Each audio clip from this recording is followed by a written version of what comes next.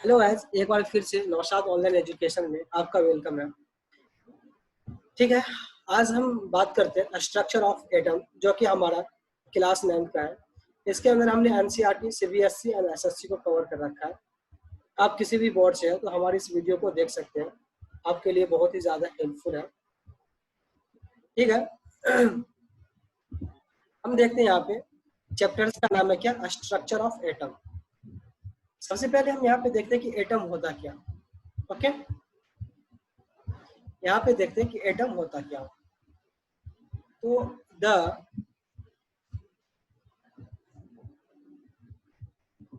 smallest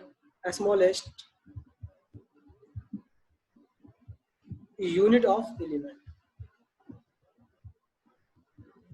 जो सबसे छोटा एलिमेंट होता है ना, the smallest unit of element, उसको हम क्या बोलते हैं, एटम्स बोलते हैं। ओके, एटम का शेप क्या होता है, इसका शेप क्या होता है, स्फेरिकल टाइप का होता है। इसका शेप क्या होता है, स्फेरिकल होता है, like that this one, this all is the spherical. Okay, and also हम नेक्स्ट देखते हैं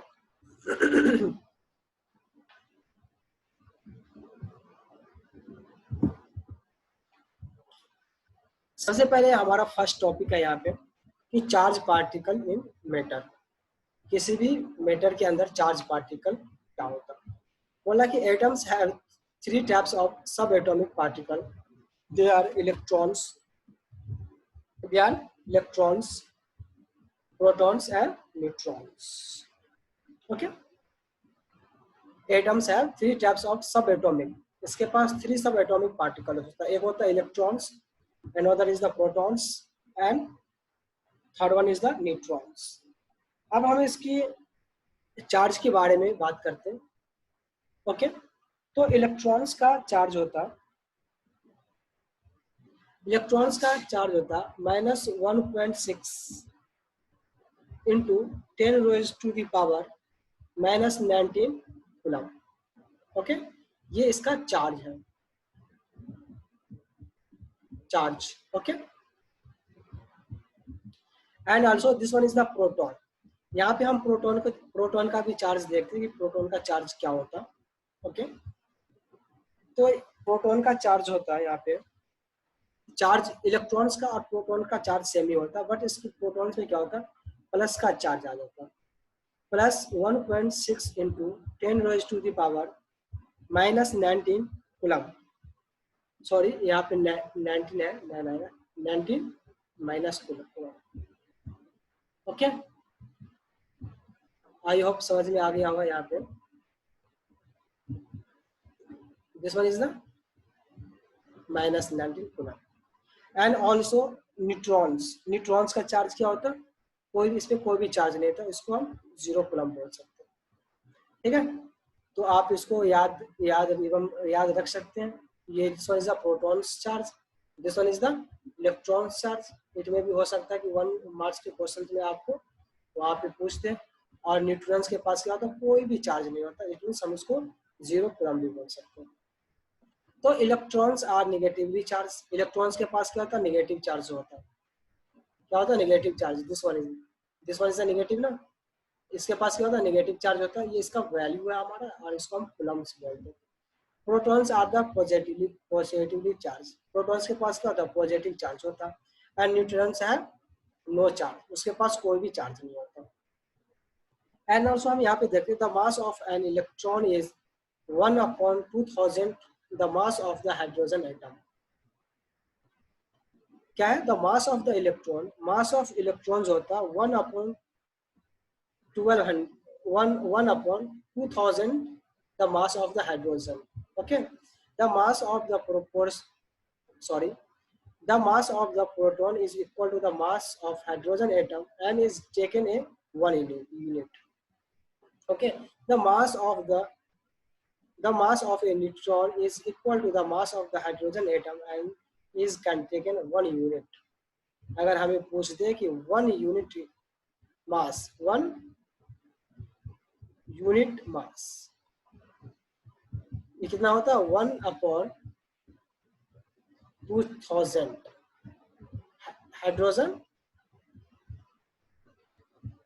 हाइड्रोजन एटम होता है। और हम इसको AMU भी बोलते हैं। इसको डिस्कशन करेंगे हम फिर। अब इसका डिस्कवरी के बारे में देख लेते हैं कि डिस्कवरी कैसा हुआ था। इन 1900 J.J. Thomson discovered the presence of the negatively charged particle called neutrons in the atom. Electrons का जो डिस्कवर किया था वो कौन था? J.J. थॉमस था। Okay, and in 1886 E. Goldstein discovered new radiation in the gas discharge and called them Cannon ray. These rays are positively charged. इसने क्या किया था? एक कैनल रे का डिस्कवर किया था जिसके अंदर क्या था? पॉजिटिवली चार्ज था। इट मींस पॉजिटिव का मतलब protons. This later led to be the discovery of the positively charge particle called protons in the atom. अब यहाँ से हमें एक कॉन्सेप्ट क्लियर हो रहा है। यहाँ पे हमारा इलेक्ट्रॉन्स को किसने डिस्कवर किया था? J.J. थॉमस ने किया था 1900 सेंचुरी में किया था। एंड ऑल्सो हमारा this one is the protons को किसने किया था? E. गोल्डस्टेन ने डिस्कवर किया था 1886 में। Okay, in 1932 Chadwick discover the presence of particle having no charge in the atom called neutrons. और न्यूट्रॉन्स का डिस्कवर किसने किया था? हमारे जैकविट साहब ने किया था इन 1932 में। और उसके ऊपर क्या था? कोई भी पार्टिकल, उसके ऊपर क्या था? कोई भी चार्ज नहीं था, इसीलिए उसका नाम क्या हुआ? न्यूट्रॉन्स का नाम दिया। न्यूट्रॉन्स के ऊपर भी क्या होता है? हमारा 0 चार्ज होता है। आई होप समझ में आ गया होगा आपको। नेक्स्ट देखते हैं। अब यहाँ पे आ रहा कि स्ट्रक्चर ऑफ एन एटम। किसी भी एटम का स्ट्रक्चर क्या होता है? हमने तो एटम तो समझ लिया ना कि एटम क्या होता है? स्मॉलेस्ट यूनिट ऑफ एलिमेंट्स होता है। And also the smallest invisible क्या है? पार्ट ऑफ द मैटर है ये हमारा। अब यहाँ पे हम देखते हैं कि सबसे पहले अब देखते हैं कि हमारे पास 2-3 साइंटिस्ट है जिसने स्ट्रक्चर ऑफ एटम के बारे में कुछ कहा है। उसको सबसे पहले देखते हैं। सबसे पहले हम देखते हैं कि Thomas model of an atom. हमारे थॉमस साहब है जो अब ये क्या कहते हैं उनके बारे में हम देखते हैं यहाँ पे। According to the Thomas, an atom is similar to the Christmas pudding. The pudding has positive charge and electrons having negative charge were like palms on the pudding. Okay, यहाँ पे क्या बोल रहा है? यहाँ पे क्रिसमस पुडिंग होता है। Christmas pudding, the pudding has positively charge and electrons having negative charge like plums on the pudding के अंदर। ही proposed that an atom consists a positively charged sphere and electrons are embedded in it. The negative and positive charge is equal into magnitude, so that the atom as a whole is electrically neutral. ये किसने दिया था? हमारा Thomas atomic model के through ये हमें दिया गया। जैसे हमारे पास ये क्या पुडिंग है, पुडिंग के अंदर हमारा क्या है? ये जो जितने भी हमारा रेड कलर का है, क्या हमारा रेड कलर का है, वो सारे इसने क्या बोला है हमारे थॉमस सैम ने कि हमारा सारे क्या ये हमारे पॉजिटिव वाले चार्ज है। कौन सा चार्ज है? ये हमारे सारे पॉजिटिव चार्ज है। और इसके अंदर जो पल्स ऑन द पुडिंग होता and having negative charge were like plums on the pudding. Plums के अंदर जो होता है उसको हमने इसको क्या माना? ये नेगेटिव माना। This one is the negative. इसको बोला कि नेगेटिव, इसको नेगेटिव। यहाँ पे भी दिखा रखा है कि नेगेटिव इलेक्ट्रॉन्स पल्स। हमारे ये पल्स जो है ना उसको हमने क्या ले? नेगेटिव इलेक्ट्रॉन्स मान रहा। और हमारे रेड वाले कलर जितने भी थे उसको हमने क्या किया? यहाँ पे उसने क्या किया? पॉजिटिव पुडिंग, उसको पॉजिटिव वाले टर्म्स को उसने यहाँ पे बताया। अब यहाँ पे ये देखते हैं, अब यहाँ पे देखते हैं थॉमस एटॉमिक मॉडल। यहाँ पे जब हम इसको यहाँ पे डिस्क्राइब करते हैं, इस वाले पार्ट को यहाँ पे जब हम देखते हैं, तो यहाँ पे बहुत सारे पार्ट का हमारा नेगेटिव वाले टर्म भी है और बहुत सारे हमारे नेगेटिव हमारा क्या है, this one is the electron. क्या है हमारा, इलेक्ट्रॉन है। This one is the electron और this one is the proton. इसको यहाँ पे असेंबल किया गया उसको, और इसका जो होता है 10 का पावर -10 मीटर के आसपास क्या होता है इसका साइज होता है। ओके, अब हम नेक्स्ट देखते हैं। और हमारे दूसरे साइंटिस्ट थे हमारे रदरफोर्ड साहब, Rutherford model of an atom. अब इसने भी इस वाले पे एक्सपेरिमेंट किया, क्या एक्सपेरिमेंट किया। अब ये देखते हैं कि ये इसने क्या एक्सपेरिमेंट किया इसके अंदर। Okay, Rutherford allowed a beam of the fast moving alpha particle, okay, having positive charge to fall on a thin gold foil. He observed that, इसने क्या किया, इसने ये किया कि एक अल्फा पार्टिकल को, ये बहुत सारे अल्फा पार्टिकल को, ये है हमारी this one is the alpha particle, this one is the alpha particle, ये हमारे सारे क्या है, हमारे अल्फा पार्टिकल्स हैं। ये हमारे क्या, ये हमारे बहुत सारे अल्फा पार्टिकल्स हैं। तो इस अल्फा पार्टिकल के थ्रू इसने क्या किया, एक थिन गोल्ड फॉयल लिया, गोल्ड का फॉयल लिया और वहां पे इसने ये ऑब्जर्व किया। अब यहाँ पे इसने ये क्या ऑब्जर्व किया वो हम यहाँ पे देखते हैं। ऑब्जर्वेशन में यहाँ पे क्या निकला कि most of alpha particle, first हम देखते हैं, most of the alpha particle passed straight through the gold foil. यहाँ पे क्या हो रहा है, मोस्ट बहुत सारा अल्फा पार्टिकल क्या हो रहा है, पास हो जा रहा है इसके थ्रू। जैसे हम यहाँ पे दिखा रहे हैं, यहाँ पे ये वाला पोर्शन जब हम देखते क्या हो रहा है, यहाँ पे ये क्या हो रहा है, पास चला जा रहा है। यहाँ पे कोई भी डेविएशन नहीं आ रहा। इट मीन्स एट लीस्ट ये 90%, कितना 90% पार्टिकल्स क्या हो रहा है, विदाउट बेंडिंग का क्या हो रहा है, ये पास करता चला जा रहा है। ओके, एंड बोला कि some of alpha particles are very slightly defect by a small angle. और बहुत सारे पार्टिकल्स क्या होता, बहुत सारे पार्टिकल्स क्या हो रहा है, डिफ्लेक्ट हो जा रहा है एक छोटे से एंगल से। जैसे कि हम इस वाले फिगर में देखते हैं, जैसे कि ये पार्टिकल्स यहाँ से आया, ये आया और इस कुछ एक सर्टेन एंगल के बाद क्या किया, ये मूव कर गया।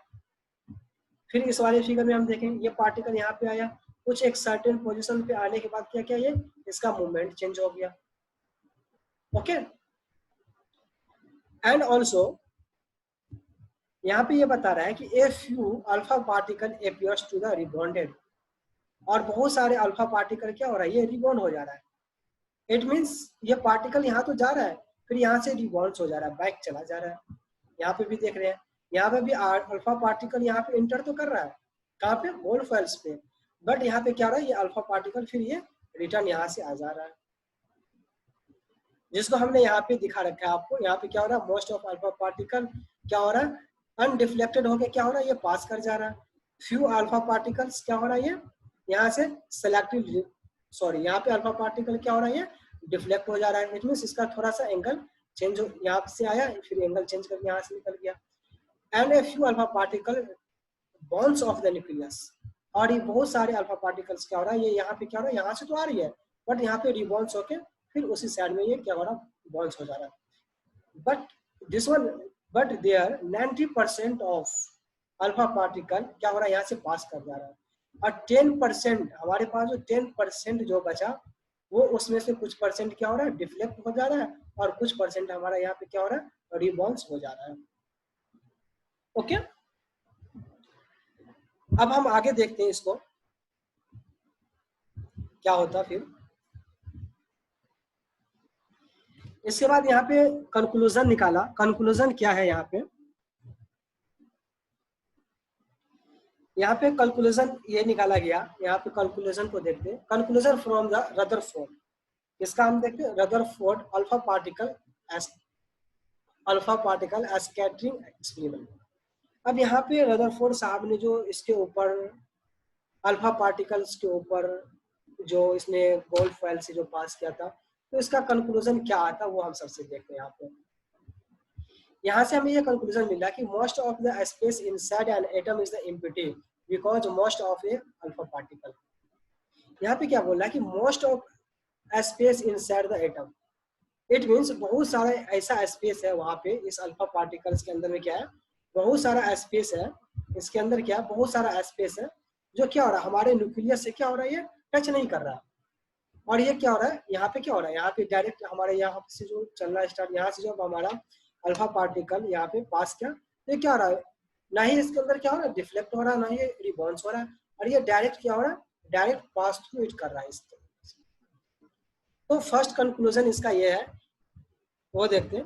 यहाँ पे बोला कि most of the space inside the atom is empty, उसके अंदर क्या है बहुत सारे जगह स्पेस वैकेंट है जिसके थ्रू वो क्या होता है न्यूक्लियस से नहीं टकराता और अल्फा पार्टिकल क्या होता है उसके अंदर से पास कर जाता, past straight line through the golf point.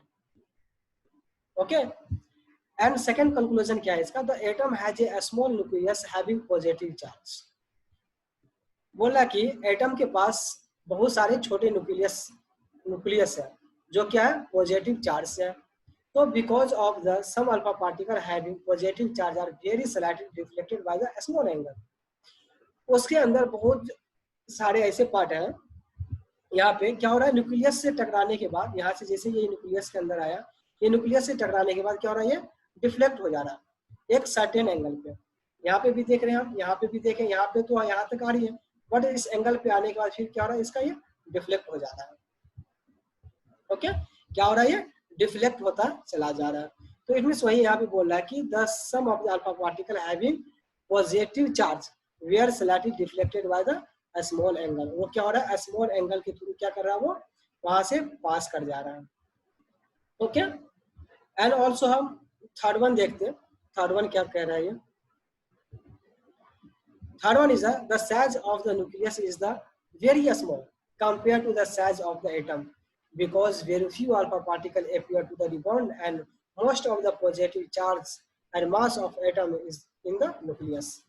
यहाँ पे बोल रहा है कि इसका जो साइज है न्यूक्लियस का वो वेरी स्मॉल है compare to the size of the atom, क्योंकि इसके अंदर की because very few alpha particle appear in the bond, इसके अंदर बहुत ही कम अल्फा पार्टिकल क्या हो रहा है इसका यहाँ से रिबॉन्स हो रहा है एटलीस्ट 1/12,000।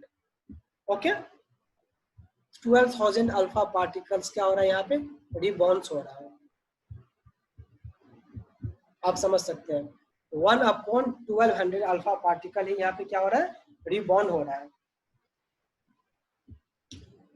ओके, और ये कितने डिग्री पे हो रहा है, ये 180 डिग्री पे, 180 डिग्री पे क्या हो रहा है ये रिवॉल्यूशन हो रहा है। एंड ऑल्सो हम यहाँ पे भी देख सकते हैं, यहाँ पे अब दिस वन इज द, ये जो रिबाउंड्स हो रहा है यहाँ पे क्या बता रहा है, यहाँ पे 1200 अल्फा पार्टिकल ही क्या हो रहा है यहाँ पे रिबाउंड हो रहा है। ओके, आई होप समझ में आ गया होगा आपको ये। नेक्स्ट वन देखते हैं, अब हमें Rutherford model of an atom, अब Rutherford's model of an atom, अब इसका एटम को देखते हैं। An atom has a positively charged nucleus at its center and most of the mass of atom is in the nucleus। okay, यहाँ पे क्या बोल रहा है, an atom has the positive charge nucleus and its center the most of the mass of the atom is the nucleus। second is the electrons revolve around the nucleus in the different orbit। हमारा जो electrons होता वो atom के चारों ओर around में revolve करता हुआ, ठीक है। The size of the nucleus is the very small compared to the size of the atom। okay, जब हम इसकी साइज की बात करेंगे तो size of the nucleus is very small, तो साइज ऑफ न्यूक्लियस क्या होता है बहुत ही छोटा होता है compare to the size of atom. Okay, यहाँ पे जो है जैसे यहाँ पे बताया हमने, यहाँ पे the electrons revolve around the nucleus the different orbit. मान के चले ये हमारा क्या है, ये हमारा ऑर्बिट है। यहाँ पे देखते हैं सबसे पहले अंदर में क्या होता है, पॉजिटिव चार्ज होता है। कौन सा चार्ज होता है, पॉजिटिव चार्ज होता है। और ये इसके अराउंड क्या होता है हमारा, ये ऑर्बिट बना होता है। ओके, ये ऑर्बिट होता है। इस ऑर्बिट के अंदर में क्या होता है हमारा, इलेक्ट्रॉन्स क्या होता है, ये रिवॉल्व करता है। इलेक्ट्रॉन्स क्या करता है हमारे यहाँ पे, इलेक्ट्रॉन्स क्या करता है, ये रिवॉल्व करता है। यहाँ पे इलेक्ट्रॉन्स क्या करता है, इसको क्या बोलते हैं, प्रोटॉन्स बोलते हैं ना।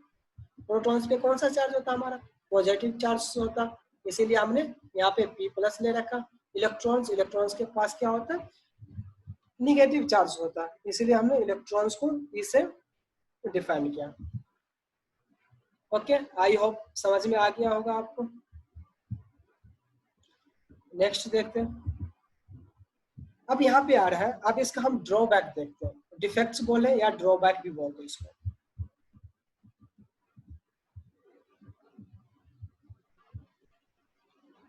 ओके, अब रदरफोर्ड का हम क्या देखते हैं, डिफेक्ट्स देखते हैं। तो defects of Rutherford's model of atom. अब इसका क्या डिफेक्ट्स था वो हम देखते हैं।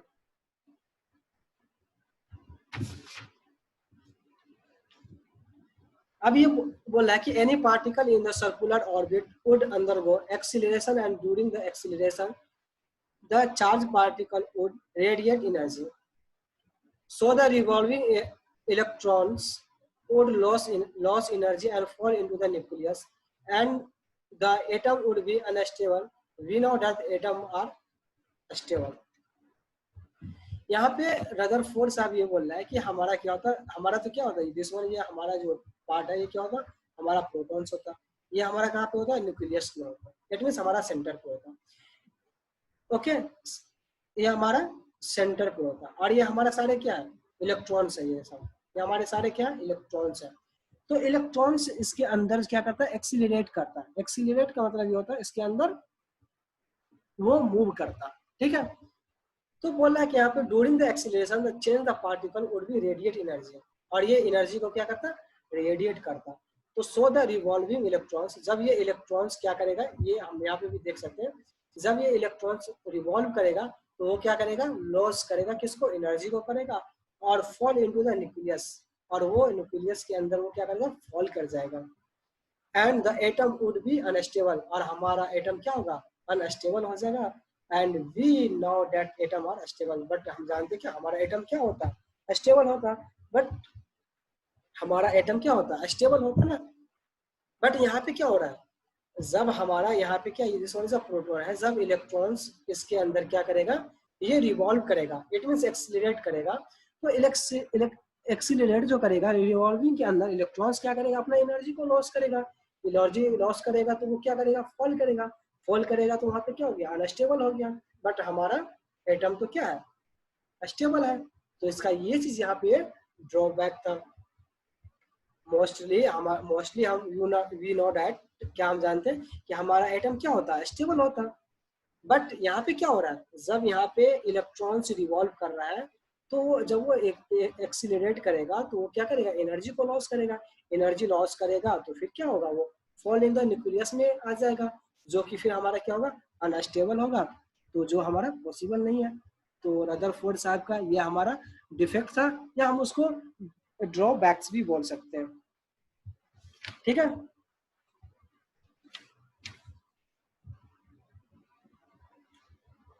ओके। नेक्स्ट हम देखते हैं। अब हम देखते हैं कि बोर मॉडल्स। ओके, अब बोर्स मॉडल अब क्या कहता है वो हम देखते हैं।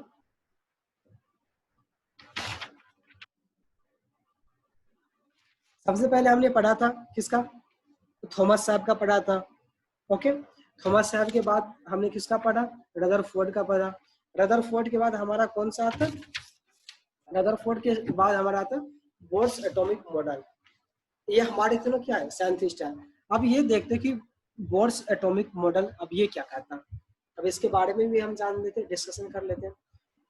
Bohr's model of an atom, बोला कि N atom has a positively charge nucleus at its center and most of the mass of the atom in the nucleus.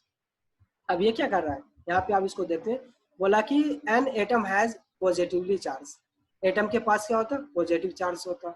Nucleus at the centre, हमारा न्यूक्लियस कहाँ होता है, centre में होता है ना, सेंटर में होता है। इसके बाद हमारा सारे क्या होता है, ऑर्बिट होता है। at its center and the most of the mass of the atom in the nucleus, और हमारा जितना भी उस ऑर्बिट का मास होता है वो किसके पास होता है, ये किसके पास होता है, हमारा न्यूक्लियस के पास ही होता है। तो हमारा जो इलेक्ट्रॉन्स उसके अंदर जो वो रिवॉल्व कर रहा है, मूविंग कर रहा था, तो उसके पास वैसे भी एनर्जी कम है, उसके पास भी क्या है, हमारे पास उसका भी मास कम है, मास कम है तो वो क्या करेगा, वो फॉल करेगा ही, जब उसका एनर्जी लॉस होगा, एनर्जी लॉस होगा तो वो लॉस करेगा। फर्स्ट हमारा एटम क्या है, स्टेबल, स्टेबल के फॉर्म में हम जानते हैं उनको, बट वहां पे हमारा क्या हो रहा है, एटम अनस्टेबल हो रहा था। अब सेकेंड देखते हैं, बोला कि the electrons revolve around the nucleus in the special orbit called discrete orbit. Okay, और हमारे बोर साहब ने ये बोला कि द इलेक्ट्रॉन्स रिवॉल्व करेगा किसके, न्यूक्लियस के अंदर में। यह हमारा क्या है, न्यूक्लियस के अंदर में, जैसे हमने यहाँ पे बताया न्यूक्लियस, इस वाले पार्ट को हम क्या बोलते हैं, इसको हम न्यूक्लियस बोलते हैं। इस न्यूक्लियस के इस पे क्या ये क्या होता है, हमारा प्रोटॉन्स होता है, और ये हमारे सारे इलेक्ट्रॉन्स होते हैं। तो इस एस्पेरिकल ऑर्बिट में, इस एस्पेरिकल ऑर्बिट में इलेक्ट्रॉन्स क्या करेगा, मूव करेगा। ये किसने बोला था, बोर साहब ने बोला, ठीक है। अब इसने ये भी बताया कि this orbit are called shell या एनर्जी। अब इसको हम क्या बोल सकते हैं, सेल भी बोल सकते हैं, एनर्जी बोल सकते हैं। Level and are represented by the letter K L M N etc या नंबर 1 2 3 4। अब यहाँ पे हमने ये फिगर में यहाँ पे देख सकते हैं कि बोर साहब ने ये भी बताया यहाँ पे कि दिस ऑर्बिट, जो इस ऑर्बिट, इसके अराउंड जो ये ऑर्बिट है, यहाँ पे ये जो ऑर्बिट है जहाँ पे इलेक्ट्रॉन्स मूव कर रहे हैं, तो हम फर्स्ट वाले ऑर्बिट को, ये फर्स्ट वाले ऑर्बिट को हम क्या बोलते हैं, हाँ फर्स्ट वाले orbit, this one is the first orbit, first वाले ऑर्बिट को हम के सेल बोलते हैं, सेकेंड वाले ऑर्बिट को हम एल सेल बोलते हैं, थर्ड वाले सेल को हम एम सेल बोलते हैं, एंड फोर्थ वाले सेल को हम क्या बोलते हैं, एन सेल भी बोलते हैं। ओके, ये किसने दिया था, ये बोर मॉडल ऑफ एटम्स ने ये दिया था।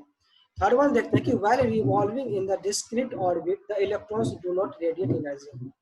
अब ये इसने ये भी बताया कि जब क्या होगा, रिवॉल्व करेगा इस ऑर्बिट के अंदर, तो इलेक्ट्रॉन्स क्या होगा, डू नॉट रेडिएट।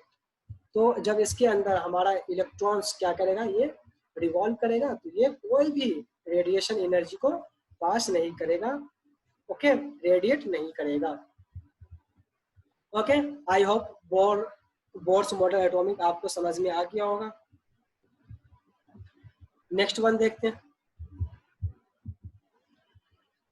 हाँ, अब यहाँ पे हम देखते हैं कि distribution of the electrons in the different cell.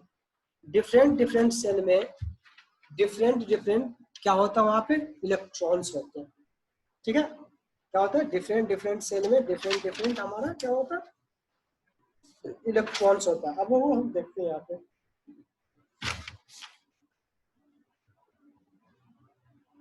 Okay. तो यहाँ पे देखते हैं, the distribution of the electrons in the different cell was suggested by the Bohr and Berry। इसको हम बोर बेरी मॉडल्स भी बोलते हैं, ठीक है। The following are the rules for the filling electrons in the different cell। इसको हम bore berry models भी बोलते हैं, ठीक है। इसने इसको डिस्ट्रीब्यूट कर रखा है, ठीक है। अब क्या डिस्ट्रीब्यूट कर रखा वो हम देखते हैं यहाँ पे। The maximum number of electrons in a cell is given by the formula 2n², where n is the number of the cell and 1 2 3 etc।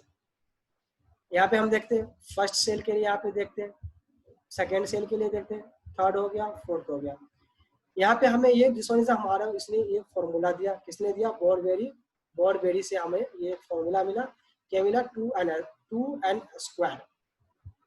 तो यहाँ पे हम देखेंगे कि और हमारा ये n क्या है, इसका सेल नंबर है। सबसे पहले हम के सेल के लिए देखते हैं, यहाँ पे उसका फॉर्मूला क्या होता है, 2n²।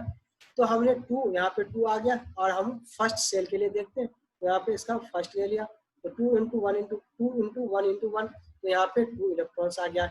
इट मीन्स के सेल में क्या होगा, 2 इलेक्ट्रॉन्स ही हम इसमें फिलअप कर सकते हैं। And second one is the L shell. L shell का भी फॉर्मूला वही होता है, वही फॉर्मूला यूज करेंगे 2n², इट मींस 2 × 2 का स्क्वायर, तो हमारे पास रिजल्ट क्या आ जाएगा 8 इलेक्ट्रॉन्स। इट मींस हम 8 सेल में 8 इलेक्ट्रॉन्स ही फिलअप कर सकते हैं मैक्सिमम। इससे ज्यादा इलेक्ट्रॉन्स यहाँ पे दे रखा है the maximum number of electrons in the shell. Okay, and also फिर हम देखेंगे एम सेल में सेम फॉर्मूला यूज करेंगे और इसको कैलकुलेट करने के बाद क्या आता है 18 इलेक्ट्रॉन्स इसके अंदर। इट मींस एम सेल में हम क्या कर सकते हैं 18 इलेक्ट्रॉन्स को ही फिलअप कर सकते हैं। अब ये हमें कहाँ पे हेल्पफुल आएगा, जब हम इलेक्ट्रॉनिक कॉन्फ़िगरेशन जब सीखेंगे तो उस टाइम हमें ये यूज आएगा। तो हमारे चैनल पे है, आप वहाँ पे जाके आप देख सकते हैं कि how to write electronic configuration, वहाँ पे हमने अच्छे से एक्सप्लेन कर रखा है उसको। अब हम यहाँ पे फोर्थ सेल को देखते हैं जो एन सेल होता है। ओके, उसको हम लिख सकते हैं, हमारे पास फॉर्मूला है 2n², तो वी कैन से 2 × 4 का स्क्वायर, तो हमारे पास आ गया 32। तो इट मीन्स हम एन सेल के अंदर 32 इलेक्ट्रॉन्स को ही फिलअप कर सकते हैं। ओके, तो हमारे पास क्या आ गया, फर्स्ट सेल में कितना आएगा 2 इलेक्ट्रॉन्स आएगा, सेकेंड सेल में 8 इलेक्ट्रॉन्स आएगा, थर्ड में 8 इलेक्ट्रॉन्स आएगा और फोर्थ में 32 electrons. Maximum number of electrons ही हमारा, इससे ज्यादा इलेक्ट्रॉन्स को हम फिलअप नहीं कर सकते। यह हमारा हेल्प आएगा, आगे हम देखते हैं वीडियो। और हमने इलेक्ट्रॉनिक कॉन्फ़िगरेशन का अलग से वीडियो बना रखा है, आप वहाँ पे हमारे चैनल पे जाके आप देख सकते हैं। अब यहाँ पे बता रहा है, यहाँ के इसका सेकंड पॉइंट है the maximum number of electrons that can be filled in the outermost shell is the 8। अब ये बताया कि मैक्सिमम नंबर ऑफ इलेक्ट्रॉन्स, ये क्या होगा अदर मोस्ट ऑर्बिट में, इट मीन्स बाहर वाले जो आउटर मोस्ट बोलते हैं, जो सबसे बाहर वाला हमारा जो सेल होता है उसमें हम मैक्सिमम 8 इलेक्ट्रॉन्स ही फिलअप कर सकते हैं। And also third one is the electrons can not be fill in the shell unless the inner shell are filled. हम इलेक्ट्रॉन्स को क्या कर सकते हैं इनर सेल के अंदर, इट मीन्स प्रोटॉन्स के अंदर फिलअप नहीं कर सकते, क्योंकि वो ऑलरेडी हमारा क्या है, वो फील्ड है। तो आई होप ये आपको समझ में आ गया होगा, आप इस फॉर्मूला को याद रख लीजिए। आफ्टर दैट उसके बाद हमें के सेल होता, एल सेल होता, एम सेल होता, एन सेल होता, और उस फॉर्मूला के थ्रू हम इस फॉर्मूला को यूज करके और सेल नंबर पुट करके वहां पे हम मैक्सिमम नंबर ऑफ इलेक्ट्रॉन्स को हम फाइंड कर सकते हैं। आई होप समझ में आ गया होगा आपको। अब यहाँ पे देखते हैं कि composition of the atom of the first 18 element. हम फर्स्ट 18 एलिमेंट को क्या देखें, कंपोजिशन देखेंगे। यहाँ पे क्या है, यहाँ पे name of the element, symbol, atomic number, number of protons, number of neutrons, number of electrons, distribution of electrons and valency. ये भी मोस्ट इंपोर्टेंट है, वैलेंसी। अब यहाँ पे क्वेश्चन राइज होता है कि वैलेंस और वैलेंसी क्या होता है। वैलेंसी होता है कि combining capacity of the element. Okay, क्या होता है ये combining capacity of the element. अब हमने भी अपने चैनल पे इसको वैलेंसी कैसे फाइंड करते हैं वो भी हमने उसको बना रखा है, आप वहाँ पे जाके देख सकते हैं कि वैलेंस इलेक्ट्रॉन क्या होता है, वैलेंसी क्या होता है। वो हम यहाँ पे एक्सप्लेन नहीं करेंगे, आप वहाँ पे जाके आप देख सकते हैं। एंड ऑल्सो वैलेंसी क्या होता है, वहाँ पे हमने अच्छे तरह से उसको एक्सप्लेन कर रखा है, आप वहाँ पे जाके देख सकते हैं। ठीक है, तो यहाँ पे 18 एलिमेंट्स है हमारे पास क्या है, हाइड्रोजन है, हीलियम है, लिथियम है, बेरिलियम है, बोरोन है, कार्बन है, नाइट्रोजन है, ऑक्सीजन है, फ्लोरीन है, नियोन है, सोडियम है, मैग्नीशियम है, aluminium, silicon, phosphorus, sulphur, chlorine. And at least हमें कम से कम 20 एलिमेंट्स का होना चाहिए, याद होना चाहिए। ठीक है, एंड और उसका सिंबल भी हमें याद होना चाहिए, उसका एटॉमिक नंबर भी याद होना चाहिए। ओके, उसका वैलेंसी भी हमें पता होना चाहिए। तो यहाँ पे सिर्फ हमने यहाँ पे चार्ट बनाया, उस चार्ट में देखेंगे कि इसको हमने इस एलिमेंट को क्या क्या कंपोजिशन कर रखा है। ठीक है, तो यहाँ पे सबसे पहले हाइड्रोजन देखेंगे। हाइड्रोजन का ये क्या होता है, हाइड्रोजन का ये सिंबल हो गया, ये हीलियम हो गया, लिथियम हो गया, बेरिलियम, बोरोन, कार्बन,